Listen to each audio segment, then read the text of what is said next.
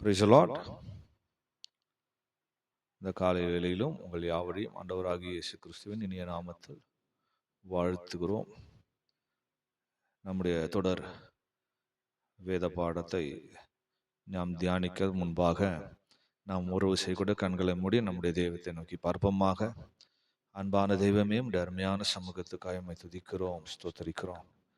ஆண்டவரே, நாங்கள் தொடர்ந்து படித்து வருகிறதான அந்த வேத பாடத்திலிருந்து இன்னும் ஆழமானவைகளை அறிந்து கொள்ள வேண்டியவைகளை கத்தாவே நாங்கள் கற்றுக்கொள்ள கத்தர் ஒரு விஷயம் கூட எங்களுக்கு உதவி செய்யும்படியாய் ஜெபிக்கிறோம். கிருபையின் கரத்துக்குள்ளே எங்களை தாழ்த்தி தருகிறோம். இந்த ஆண்டவரே செய்தியை கேட்கிறதான ஒவ்வொரு தேவ ஜனங்களும் பேசுகிற நாங்களும் கூட இந்த வசனங்களின்படி ஜீவித்து ஆண்டவரமை போல் மாற நீர் விரும்புகிற அந்த ஜீவியம் செய்ய கத்தரங்கள் ஒவ்வொருக்கு உதவி செய்யும்படியாய் ஜெபிக்கிறோம். திரு கரத்தில் எங்களை தாழ்த்தி தருகிறோம். ஆசீர்வதிங்க. இயேசுவின் மூலம் கேட்கிறோம் பிதாவே, ஆமென். கர்த்தருடைய நாமத்துக்கு மகிமை உண்டாவதாக. நம்முடைய தொடர் அந்த வேத பாடத்தினுடைய அடுத்த பகுதியாக தானியேலின் தீர்க்க தரிசனம் 1 அதிகாரம் 4 வசனத்தை நாம் தியானிக்கும் போது, இன்றைக்கு 1 அதிகாரத்தினுடைய 4, 5 வசனம் இரு வசனத்தையும் நாம் தியானிக்க போகிறோம்.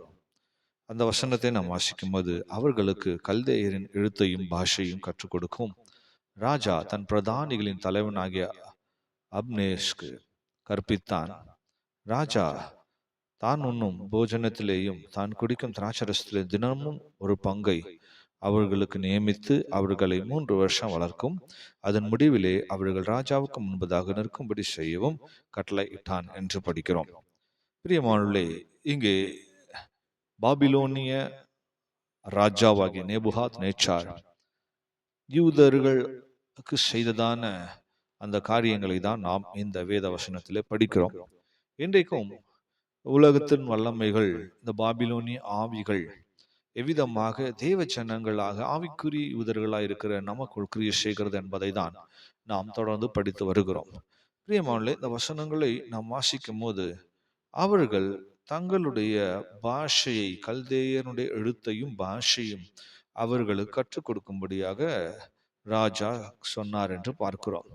பிரியமானவர்களே, யூதர்களுக்கென்று ஒரு பாஷை இருந்தபோது இவர்கள் தங்களுடைய தேசத்தின் தாங்கள் பேசுகிறதான அந்த பாஷையை இந்த யூதர்கள் கற்றுக்கொள்ள வேணும், அதிலே அவர்கள் சம்பாஷிக்க வேணும், எழுத வேணும், படிக்க வேணும், பேச வேணும் என்கிறதான அந்த முயற்சியை செய்கிறதை நாம் பார்க்கிறோம். பிரியமானவர்களே, இன்றைக்கு உலகத்தின் வல்லமைகள், இந்த பாபிலோனிய ஆவிகள் தேவனுடைய பிள்ளைகளும் கூட அவ்விதமான வழக்கங்களுக்குள் கொண்டு போகக்கூடியதாக இருக்கிறது. நாம் உலகத்தில் இருந்தாலும் உலகத்தார் அல்ல என்பதை வேதம் சொல்கிறது. ஆனால் இந்த உலகம் என்ன செய்கிறது என்றால், தேவனுடைய பிள்ளைகளை உலகத்தாரை போல பேசவும் பழகவும் கிரியை செய்யவும் வைத்து விடுகிறது. ஆகவே தெய்வீகமாக பேசி பழக வேண்டிய தேவ ஜனம் உலகத்தாரை போல பேசுகிறவர்களாக மாறிவிடுகிறார்கள். நம்முடைய பேச்சின் மூலமாக தெய்வத்திற்கு அந்நியராக தூரமானவர்களாக பிசாசானவன் இல்லாட்ட அந்த பாபிலோனிய வல்லமைகள் நம்மை மாற்றக்கூடியதாக இருக்கிறது. பிரியமானவர்களே, ஆதியாகம புஸ்தகம் 19 அதிகாரம்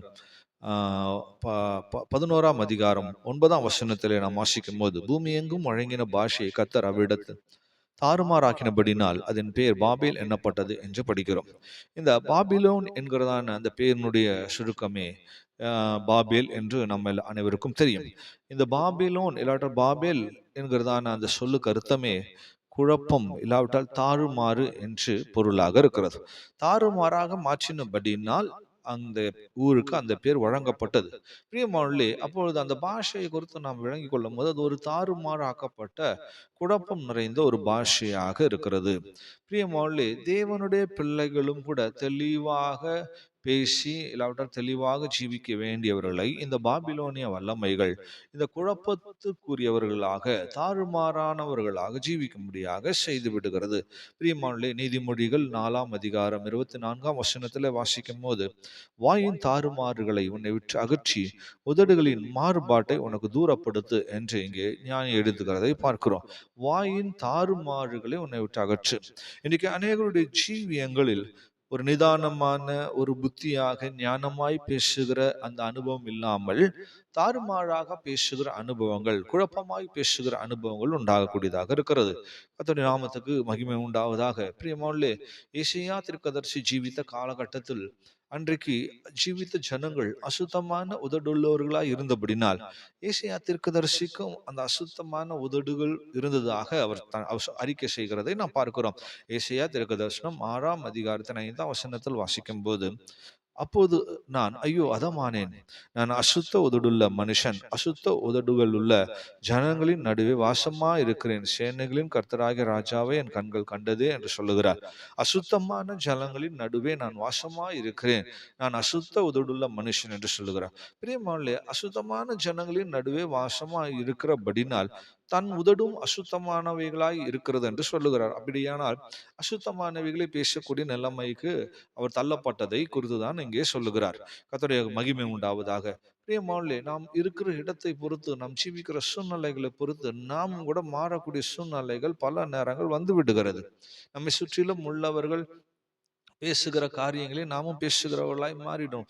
இன்றைக்கும் பூமியிலே உலகத்தின் வல்லமைகள் வேலை செய்கிற இடங்கள்ல சரி, படிக்கிற இடங்களிலும் சரி, ஏன் சபைகளில கூட இன்றைக்கு சிலர் அசுத்தமான காரியங்களை தான் பேசுகிறார்கள், பகிர்ந்து கொள்ளுகிறார்கள். பிரியமானே, அந்த அசுத்தமான ஜனங்கள் அசுத்தமானவைகளை பேசுகிறவர்களோடு நாம் பழகுவோமானால் நம்முடைய உதடுகளும் கூட அசுத்தமானவைகளை பேசுகிற உதடுகளாய் மாறிவிடும். பிரியமானவர்களே, நன்றாய் விளங்கிக் கொள்ளுங்கள். இன்னைக்கு எத்தனையோ தேவனுடைய பிள்ளைகள் இந்த அசுத்தமான பேச்சுகளுக்கு இடம் கொடுத்து அசுத்த காரியங்களை கேட்டு பழகி தங்களுடைய ஜீவியத்தையும் அசுத்தமாக மாற்றிக் கொள்ளுகிறார்கள். ஆகவே நாம் என்னதான் தேவனை ஆராதித்தாலும், தேவனை மகிமைப்படுத்தினாலும் அசுத்த உதடோடு செய்கிற ஆராதனையில் தேவன் பிரியப்படுகிறதில்லை. ஆகவே அசுத்தமான உதடுகள், அசுத்தமானவைகளை பேசுகிற உதடுகள் நமக்கு காணப்படவே கூடாது. பாபிலோனியர்கள் தாங்கள் பேசுகிற பிரகாரமாகவே இந்த யூதர்களும் பேச வேண்டும் என்று விரும்பினார்கள். அது நிமித்தம் அவர்கள் பேசுகிற பிரகாரமாக பேசும்படி அவருடைய பாஷைகளை, அவருடைய பேசும் விதங்களை சொல்லிக் கொடுக்கக்கூடியவர்களாக இருக்கிறார். சங்கீதக்காரன் சொல்லும் போது 141ஆம் சங்கீதம் 3ஆம் வசனத்தில் வாசிக்கும் போது, கர்த்தாவே என் வாய்க்கு காவல் வையும், என் உதடுகளின் வாசலை காத்துக்கொள்ளும் என்று சொல்லுகிறார். பாருங்கள், வாய்க்கு காவல் வைக்கும், என் உதடுகளின் வாசலை காத்துக்கொள்ளும் என்று சொன்ன. ஏனென்றால் இந்த வாய் மிக முக்கியமானது. இது பாதுகாக்கப்பட வேண்டியது அவசியமாக இருக்கிறது.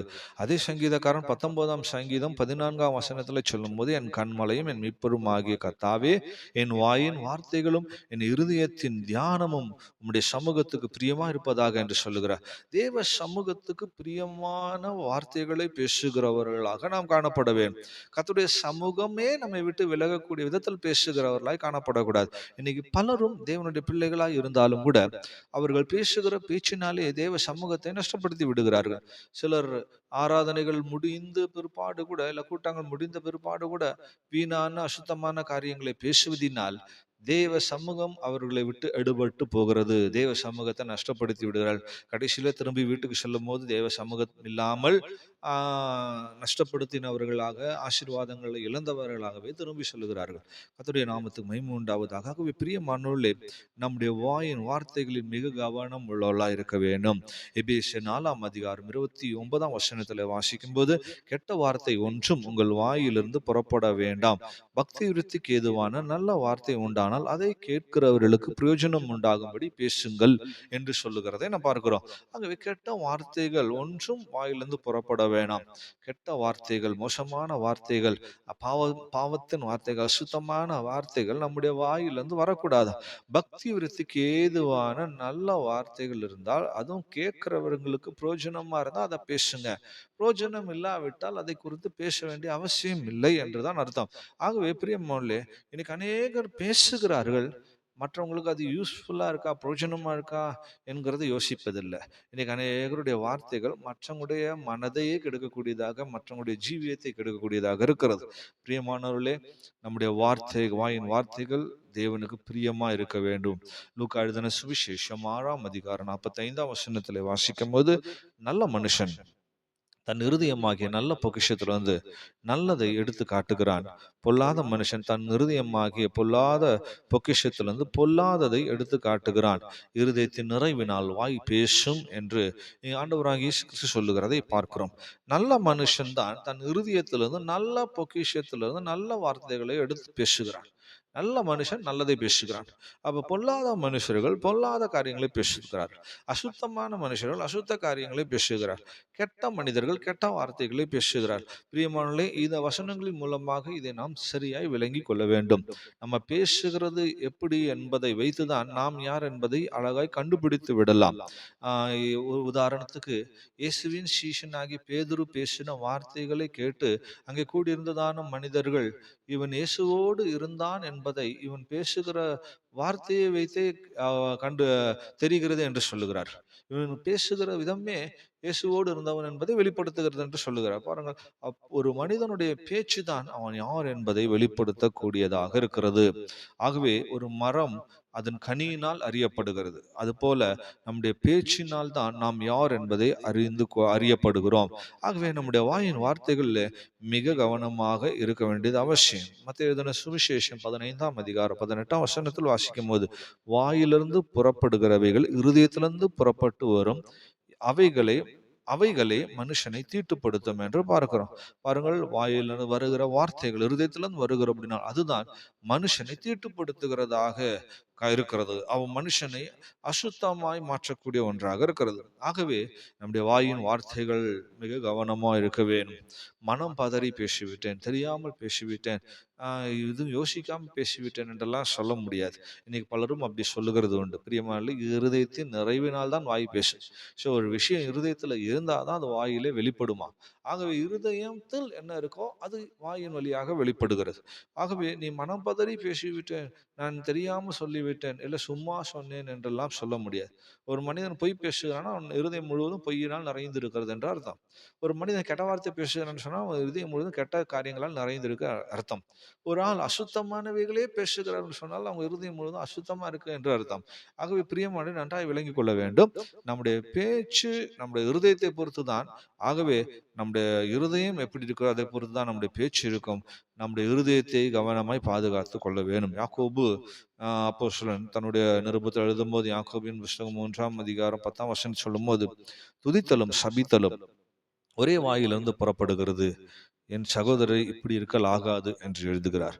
துதித்தலும் சபித்தலும் ஒரே வாயிலிருந்து புறப்படுகிறார், இப்படி இருக்கல் ஆகாது. ஆகவே பிரியமானே, ஒரே வாய் தான் தேவன் நமக்கு கொடுத்திருக்கிறார். அதே வாயினால் தேவனை துதிக்கிறோம், அதே வாயினால் மற்றவர்களை சபிக்கிறோம், மற்றவர்களை குறித்து குறை பேசுகிறோம், மற்றவர்களை குறித்து அசுத்தமானவைகளை பகிர்ந்து கொள்ளுகிறோம், கெட்ட வார்த்தைகளை பேசுகிறோம், மோசமான காரியங்களை பேசுகிறோம். பிரியமானே, ஒரே வாய், அது பரிசுத்தமானவைகளை பேசும்படி தரப்பட்ட வாய், இல்லாவிட்டால் தேவனை துதிக்கும்படி தரப்பட்ட ஒரு வாயாக இருக்கு.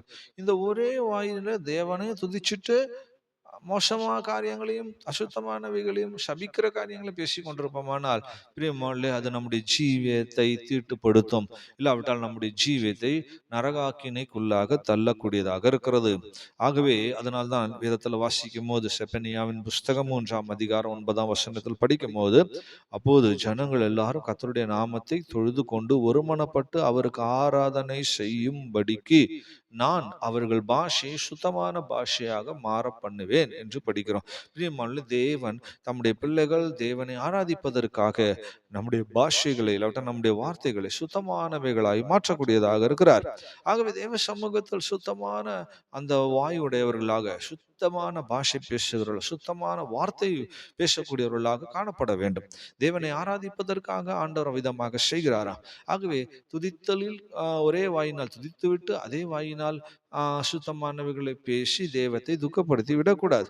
கர்த்தருடைய நாமத்துக்கு மகிமை உண்டாவதாக. அதனாலதான் சங்கீதக்காரன் சொல்லும் போது 34ஆம் சங்கீதம் 1ஆம் வசனத்துல வாசிக்கும் போது, கர்த்தரை நான் எக்காலத்திலும் ஸ்தோத்தரிப்பேன், அவர் துதி எப்பொழுதும் என் வாயில் இருக்கும் என்று சொல்லுகிறார்.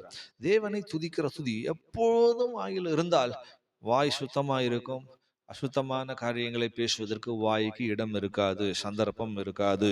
கர்த்தருடைய நாமத்து மகிமை உண்டாவதாக. ஆகவே பிரியமானவர்களே, நம்முடைய வாய் அசுத்தமானவைகளை பேசுகிறது என்று சொன்னால், நம்முடைய வாய் தீமையானவைகளை பேசுகிறது சொன்னால், நம்முடைய வாய் சபித்தலின் காரியங்களை சொல்லுகிறது என்று சொன்னால், நம்முடைய வாய் கெட்ட வார்த்தைகளை பேசுன்னு சொன்னால், நல்லா விளங்கிக் கொள்ளுங்க. வாயில துதி என்பது இல்லை. ஆகவே துதி இருக்கிற வாயிலே இந்த அசுத்தமான காரியங்கள் இருக்காது. அதனால்தான் சங்கீதக்காரன் தன் வாயை காத்து கொள்ளும்படி எப்போதும் இந்த வாயில துதியை வைத்துக் கொள்வேன் என்று சொல்லுகிறார். எப்போது என் வாயில துதி இருக்கும். ஆகவே நம்முடைய வாயை காத்து கொள்ளும்படி ரொம்ப ஈஸியான லகுவான விஷயம், தேவனை துதிக்க வேணும். இந்த வாயினால் கர்த்தரை உயர்த்த வேணும், மகிமைப்படுத்த வேணும், பாட்டுகளை பாட வேணும், கர்த்தரை கனப்படுத்த வேணும். அப்போதே நம்முடைய வாய் காக்கப்படும். அது மாத்திரமல்ல, அவர்களுக்கு அந்த அவர்களை பேசுகிறது போல பாஷையை கற்றுக்கொள்ளும்படி சொல்லுகிறது மட்டுமல்ல, நாம் அங்கே பார்த்ததை போல இரண்டாவதாக 8ஆம் வசனத்துல சாரி 5ஆம் வசனத்துல வாசிக்கும் போது, ராஜா தான் உண்ணும் போஜனத்திலேயும் தான் குடிக்கும் திராட்சரசத்திலேயும் தினமும் ஒரு பங்கை அவர்களுக்கு நியமித்தான் என்று படிக்கிறோம். ராஜாவின் போஜனம், ராஜாவின் பானம் அவர்களுக்கு நியமிக்கப்பட்டது. அதுக்கு ஒன்றும் அவர்கள் கிரியம் செலுத்த வேண்டிய அவசியம் இல்லை. ஃப்ரீயாக தான் ராஜா அதை அவர்களுக்கு 3 வருஷம் கொடுக்கும்படி சொல்லுகிறார். தினம்தோறும் அந்த ஆகாரம் அவர்கள் அறைக்கு செல்லும். பாருங்கள், எவ்வளோ ஒரு அருமையான அனுபவம் என்று நாம் யோசிக்கலாம். ஆனால் தானியேல் அப்படிப்பட்ட காரியங்களை மறுத்து விட்டார். 8ஆம் வசனத்துல வாசிக்கும் போது, 1ஆம் அதிகாரம் 8ஆம் வசனத்தில், தானியேல் ராஜாவின் போஜனத்தினாலும் அவர் பானம் பண்ணும் திராட்சரசத்தினாலும் என்னை தீட்டுப்படுத்தல் ஆகாது என்று சொல்லி தன் இருதயத்தில் தீர்மானித்து கொண்டார். தீட்டுப்படுத்தாதபடிக்கு பிரதானிகளின் தலைவனிடத்திலும் வேண்டிக் கொண்டார் என்று படிக்கிறோம். பாருங்க, ராஜாவின் போஜனம் தானே, அது ஒரு ஆசீர்வாதம் தானே என்று அவர் எண்ணவில்லை. அந்த போஜனத்தினாலோ இல்ல அந்த பானத்தினாலோ நான் தீட்டுப்படுகிறேன் என்கிறதை தானியேல் அறிந்திருந்தார். அப்படியானால் அந்த ஆகாரம் அவர்களை பரிசுத்தப்படுத்துவதற்காக கொடுக்கப்படவில்லை. அது அவர்களுடைய ஆவிக்குரிய ஜீவியத்தை, அந்த ஆன்மீக வாழ்க்கை தீட்டுப்படுத்துவதற்கான ஒரு விஷயம் அதற்குள் இருந்தது. அது என்ன இருந்தது என்பது நமக்கு தெரியாது. பலரும் பல காரியங்களை சொல்லலாம். அது நம்ம முக்கியம் இல்லை. வேதத்தில் அது எழுதப்படவில்லை. ஆகவே அந்த போஜனமும் பானமும் தேவன் ஜனத்தை, தேவனுடைய பிள்ளையை தீட்டுப்படுத்தக்கூடிய ஒன்றாக அதுக்குள்ள இருக்கிறது. ஆகவேதான் தானியேல் அதை ரிஜெக்ட் பண்றார். அது வேண்டாம் என்று வேண்டிக் கொண்டார். தேவனும் கூட அந்த இடத்துல இரக்கம் கிடைக்கும்படி செய்தார். பிரியமானவர்களே, இன்றைக்கும் இந்த பாபிலோனிய ஆவிகள், உலகத்தின் வல்லமைகள் நம்மை எவ்விதத்திலாகிலும் தீட்டுப்படுத்தலாம் என்று பிரயாசப்படுகிறது. எவ்விதத்திலாகிலும் தீட்டுப்படுத்தலாம். அது ஆகாரம் மட்டுமல்ல, அது பானம் மட்டுமல்ல, பல விதங்களிலே இந்த ஆவிகள் ஒரு தேவனுடைய பிள்ளை தீட்டுப்படுத்தும்படியாக பிரயாசப்படுகிறது. ஸோ நாம் மிக கவனமாய் ஜீவிக்க வேண்டியது அவசியமாக இருக்கிறது. ஒரு இந்த இந்த இந்த தானியேல் புஸ்தகத்தில் பார்க்கும்போது, ஆகாரத்தினால் வானத்தினால் தீட்டுப்படும்படி, அவர்களை தீட்டுப்படுத்தும்படியாக ஒரு விஷயத்தை ராஜா செய்கிறார். ஆகவே பழைய ஏற்பாட்டு காலத்துல பார்க்கும்போது, அவர்கள் தீட்டுப்படக்கூடிய ஆகாரம் என்று தேவன் ஒரு லிஸ்டை வச்சிருந்தார்.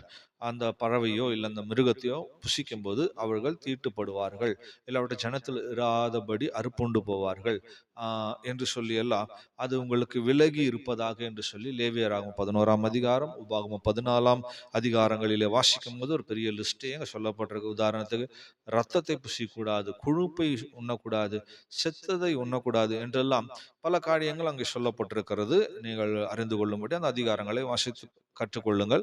ஆகவே இப்படி பல விஷயங்கள் மனிதனை தீட்டுப்படுத்தும்படியாக சொல்லப்பட்ட ஒன்றாக இருக்கிறது. ஆனால் இது பழைய ஏற்பாட்டு காலத்தில் இருந்தது. ஆகவே யூதர்கள் அதை ரொம்ப கவனமாய் கடைபிடித்தார்கள். அது சாப்பிட்டால் தீட்டுப்படுவோம் என்பதை அவர்கள் அறிந்தபடினால் அதை அவர்கள் வேண்டாம் என்று தவிர்த்தார்கள். ஸோ தானியேலும் அந்த விதத்திலே தான் அந்த ஆகாரத்தை தவிர்த்திருக்க கூடும். ஆனால் புதிய ஏற்பாட்டு காலத்துக்கு வரும்போது, மத்தேயு 15ஆம் அதிகாரம் 11ஆம் வசனத்தில் வாசிக்கும் போது, இங்கே இயேசு கிறிஸ்து சொல்ல, வாய்க்குள் போகிறது மனுஷனை தீட்டுப்படுத்தாது, வாயிலிருந்து புறப்படுகிறதே மனுஷனை தீட்டுப்படுத்தும் என்றார். பாருங்கள், வாய்க்குள் போகிற ஆகாரமோ போஜனமோ தீட்டுப்படுத்துறதில்ல, வாயிலிருந்து புறப்பட்டு வருகிறதே மனுஷனை தீட்டுமா. ஆகவே பிரியமா நன்றாக விளங்கிக் கொள்ளுங்கள். முன்னாடி பார்த்ததான காரியமும் வாயின் வார்த்தைகளை குறித்து படித்தோம். ஆகவே வாயிலிருந்து புறப்படுகிறவைகள் தான் நம்மை தீட்டுப்படுத்தக்கூடிய ஒரு விஷயமாக இருக்கிறது. நம்மை தீட்டுப்படுத்துகிற ஒரு விஷயமாக இருக்கிறது. ஆகவே கொரிந்தியர்களை வாசிக்கும் போது, 1 கொரிந்தியர் 8ஆம் அதிகாரம் 8ஆம் வசனம் படிக்கும் போது, போஜனமானது நம்மை தேவனுக்கு உகந்தவர்களாக்க மாட்டாது. எண்ணத்தினாலெனில் புசிப்பதினால் நமக்கு ஒரு மேன்மையும் இல்லை, இருப்பதினால் நமக்கு ஒரு குறைவும் இல்லை என்று படிக்கிறோம். பிரியமான ஆகாரம், போஜனம் என்பது தேவனுக்கு உகந்ததல்லையா. அதை வைத்து தேவனை பிரியப்படுத்த முடியாது. இன்னைக்கு பலரும் தங்களுடைய ஆகார முறைமைகளை வைத்து தேவனை பிரியப்படுத்தலாம். இப்படி உண்வதினால் தேவன் பிரியப்படுவார், இதை தவிர்ப்பதனால் தேவன் பிரியப்படுவார் என்று சில ஆகாரங்களை தவிர்க்கிறார்கள். சில காரியங்களை அளவாக உண்கிறார்கள், சில விஷயங்களை அளவில்லாமல் உண்கிறார்கள். இப்படி பலவிதமான ஒரு கோட்பாடுகளை தேவ ஜனங்கள் பின்பற்றுகிறார்கள். பிரியமானே, போஜனத்தினாலோ பானத்தினாலோ இல்லை ஆகார விஷயங்களின் மூலமாக தேவனை பிரியப்படுத்த முடியாது. அதிகமாய் உபவாசம் எடுப்பதினால் தேவன் பிரியப்பட மாட்டார், அதிகமாய் உண்பதினால் தேவன் பிரியப்பட மாட்டார். அதனால்தான் வாசிக்கிறோம், அது எதுவுமே தேவனுக்கு உகந்தவைகளாக இருக்காது. புசிப்பதும் மேன்மை அல்ல, புசியாதிருப்பதினால ஒரு விஷயம் இல்லை. ஆகவே இன்னைக்கு பலரும் இத்தனை நாள் நாங்கள் உபவாசித்தோம் என்று அதை குறித்து மேன்மையாக பேசுகிறார்கள். நாளடைவில் உபவாசித்து உபவாசித்து ஜீவியமும் நஷ்டப்படுகிறது, தங்களுடைய சரீரமும் நஷ்டப்படுகிறது. கர்த்தருக்கு ஆலயமாக இருக்க வேண்டிய அந்த ஆலயத்தை கெடுத்துக் கொள்ளுகிறார்கள். பிரியமானவர்களே, நன்றாய் விளங்கி கொள்ளுங்கள். புசிக்கிறவனும் தேவனுக்காக புசிக்கிறான், புசியாது இருக்கிறவனும் தேவனுக்காகவே அப்படி செய்கிறான். ஆகவே அதை குறித்து நாம் ஒருவரும் பெருமை பாராட்டவோ மேன்மை பாராட்டவோ இடமில்லை. இல்லாவிட்டால் அதை செய்யாதவர்களை பார்த்து அற்பமா எண்ணவும் கூடாது. கர்த்தருடைய நாமத்துக்கு மகிமை உண்டாவதும். ஆகவே இன்றைக்கு பல காரியங்கள் குழப்பத்தில் இருக்கிறார்கள். அதனால்தான் எபிரேயர்ல வாசிக்கும் போது 13ஆம் அதிகாரம் 9ஆம் வசனத்தில் படிக்கிறோம், பலவிதமான அந்நிய போதனைகளால் அலைப்புண்டு தெரியாதிருங்கள், போஜன பதார்த்தங்களினால் அல்ல, கிருபையினாலே இருதயம் ஸ்திரப்படுகிறது நல்லது. போஜன பதார்த்தங்களில் முயற்சி செய்கிறவர்கள் பலன் அடையவில்லையே என்று படிக்கிறோம். பிரியமானே, அந்நிய போதனைகள் இன்றைக்கு நிறைய இருக்கிறது. அந்நிய போதனைகள். ஆகவே அலைப்புண்டு திரியாதிருங்கள் என்று சொன்னால், இன்னைக்கு அப்படிப்பட்ட போதனைகள் பல ஆகார காரியங்களும் போஜன காரியங்களுக்கு தான் முக்கியத்துவங்கள் தந்து பேசி கொண்டிருக்கிறார்கள். அதனால தான் இங்கே சொல்லப்பட்டிருக்கு, இப்படிப்பட்ட பலவிதமான அந்நிய போதனைகளுக்கு அலைப்புண்டு தெரியாம இருங்க. போஜன பதார்த்தம் ஒரு விஷயம் அல்ல, கிருபையினால் இருதயம் ஸ்திரப்படாது. ஸோ கிருபை தான் முக்கியமான விஷயம், கிருபை தான் நமக்கு அவசியமான ஒன்று. ஸோ கிருபையை நாம் மேன்மைப்படுத்த வேணும், கிருபையை உயர்த்த வேணும், கிருபைக்காக காத்திருக்க வேணும், கிருபையை பெற்றுக்கொள்ள வேணும், கிருபையில ஜீவிக்க வேணும். ஆகாரம், போஜனம் இப்படிப்பட்ட விஷயத்திற்குள்ளே நாம் இடம் கொடுக்கக்கூடாது. பாருங்க, தீட்டுப்படுத்துகிற விஷயத்துக்குள்ளே நாம் இடம் கொடுத்து விடக்கூடாது. ஆகவேதான் மத்தேயு எழுதின சுவிசேஷம் 15ஆம் அதிகாரம் 18ஆம் 19ஆம் வசனத்தில் படிக்கும் போது, வாயிலிருந்து புறப்படுகிறவைகள் இருதயத்திலிருந்து புறப்பட்டு வரும், அவைகளே மனுஷனை தீட்டுப்படுத்தும். எப்படி எனில், இருதயத்திலிருந்து பொல்லாத சிந்தனைகள், கொலை பாதகங்கள், விபசாரங்கள், வேசித்தனங்கள், களவுகள், பொய் சாட்சிகளும் தூஷணங்களும் புறப்பட்டு வரும் என்று 7 விஷயத்தை இங்கே இயேசு சொல்லுகிறதை பார்க்கிறோம். இருதயத்துக்குள்ளிருந்து இப்படிப்பட்டவைகள் புறப்பட்டு வருகிறதாம். இது இல்லாமல் வேத வசனத்துல பல காரியங்கள் இருதயத்திலிருந்து வருகிறதை குறித்து நான் படிக்கிறோம். ஆகவே இது எல்லாம் மனுஷனை தீட்டுப்படுத்தும்படியாக வெளிப்படக்கூடிய ஒன்றாக இருக்கு. பொல்லாத சிந்தனைகள், கொலை பாதகங்கள், விபசாரங்கள், வேசித்தனங்கள், களவுகள், பொய் சாட்சிகள், தூஷணங்கள், இவைகள் எல்லாம் வெளிப்பட்டு நம்முடைய ஜீவியத்தை தீட்டுப்படுத்த ஒன்றாக இருக்கு. ஸோ தீட்டுப்படுத்துகிற காரியத்துக்கு நாம் விலகி ஜீவிக்க வேண்டும். தானியேல் ஆகாரத்துக்கு தன்னை விலக்கினார், அது ஒரு பக்கம் இருக்கட்டும். நாம் ஆகாரத்துக்கு முக்கியத்துவம் கொடுத்து கொண்டு இதை விலக்குவது, அதை விலக்குவது, அதை சாப்பிடுவது, இதை சாப்பிடு, அப்படி அல்ல. அது முக்கியம் அல்ல. அங்க சொல்லப்பட்டிருக்கிற சத்தியம் என்னன்னா, அது தன்னை தீட்டுப்படுத்தும், அதுக்கு தன்னை விலக்கினார். ஸோ தீட்டுப்படுத்துகிற விஷயத்துக்கு விலகி கொண்டார். ஆகவே நம்முடைய ஜீவியத்தை கூட தீட்டுப்படுத்தக்கூடிய காரியங்கள் என்ன என்பதை, வாயிலிருந்து வரக்கூடிய விஷயங்கள் என்ன என்பதை நாம் வசனத்திலே பார்க்கிறோம். ஆகவே அதிலிருந்து நம்மை விலகி காத்து கொள்ள வேண்டும். ஆகவேதான் பிரசங்கியில வாசிக்கும் போது 5ஆம் அதிகாரம் 6ஆம் வசனத்தில், உன் மாம்சத்தை பாவத்துக்குள்ளாக்க உன் வாய்க்கு இடம் கொடாதே என்று படிக்கிறோம். அது புத்தி பிசகினால் செய்தது என்று தூதனுக்கு முன்பாக சொல்லாதே, தேவன் உன் வாயின் வார்த்தைகளினாலே கோபம் கொண்டு உன் கைகளின் கிரியை அழிப்பானேன் என்று படிக்கிறோம். பாருங்க, தெரியாம செய்து விட்டேன், புத்தி பிசகினால், புத்தி இல்லாம செஞ்சிட்டேன்னு சொல்லாத. உன் வாயின் வார்த்தையில தேவன் கோபம் கொள்ளுவார், அதனால உன் கையின் கிரியைகளை அழிப்பார்.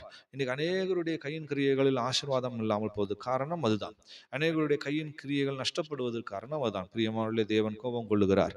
நம்முடைய வாய்க்கு இடம் கொடுத்து விடக்கூடாது. அந்த அசுத்தமான விஷயங்கள், தீட்டுப்படுத்துகிற காரியங்களுக்கு நாம் இடம் கொடுத்து விடக்கூடாது. ஆகவே இந்த அனுபவங்கள் நமக்குள்ள இருக்கும்போது நாம் தேவனை தேவனை கோபப்படுத்துகிறோம், நம்முடைய கையின் பிரியாசங்களை நாமே அழித்துக் கொள்கிறோம்.